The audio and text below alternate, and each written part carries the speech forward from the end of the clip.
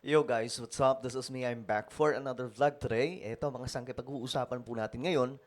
Itong si Amy Marcos na nagsalita na nga po mga sangkay at mukhang tuluyan na pong binura ni Pangulong Bongbong Marcos. So, kamustahin po natin? Talagang nagkaroon na ba ng matinding problema si PBBM at ang kanyang kapatid?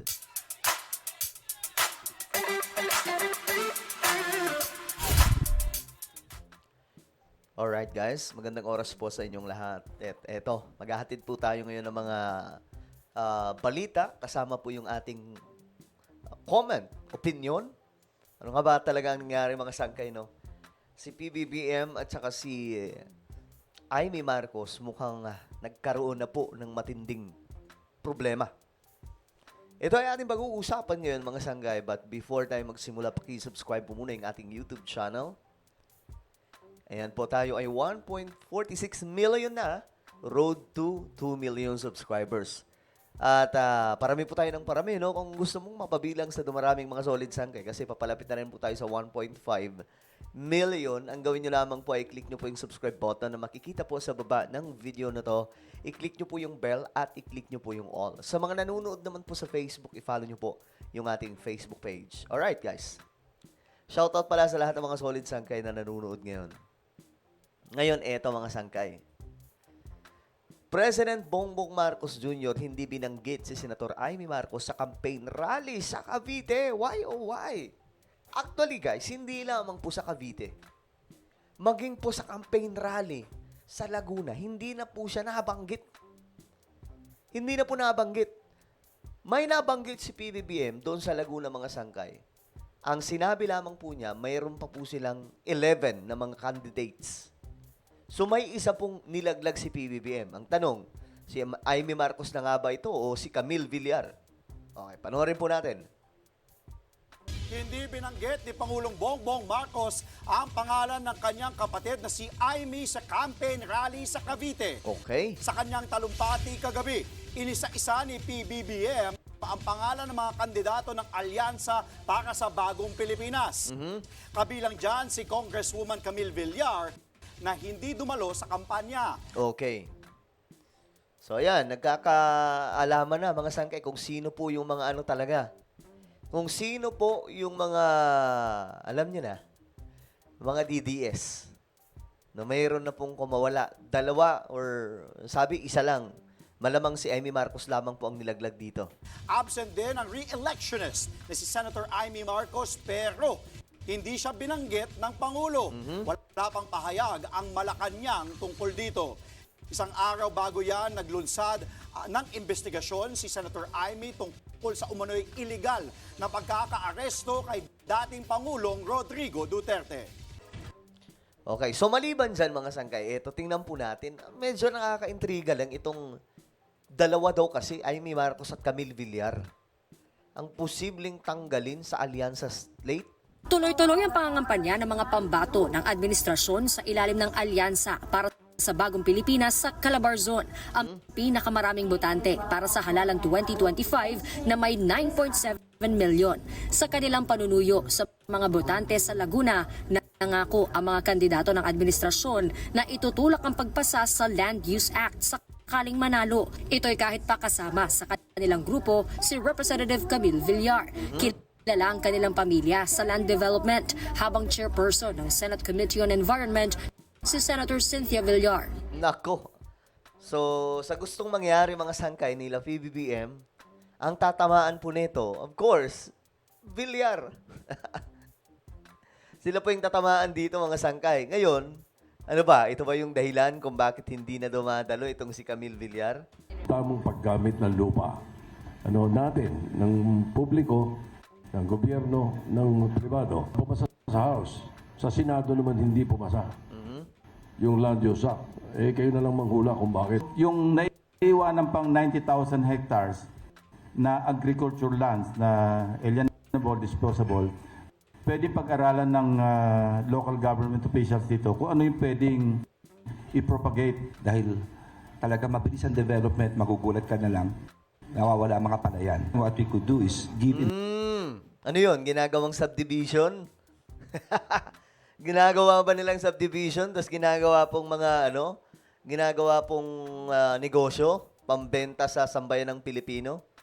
Incentives siguro on the local level. We must pass the National Land Use Act. Naabuso na po eh. Nabayaran ka namin na ganito, bibiling ko yung lupa mo na ilang milyon. It's without thinking na lumiliit po yung ating agricultural land.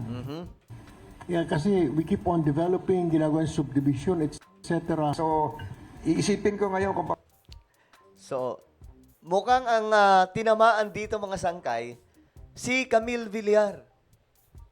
Ito buong senatorial slate ni PBBM, nagkakaisang mga sangkay sila para sa gusto nilang panukala po patungkol po dito sa mga lupain na sabi pa nga po nila naaabuso dahil ginagawa daw pong mga subdivision.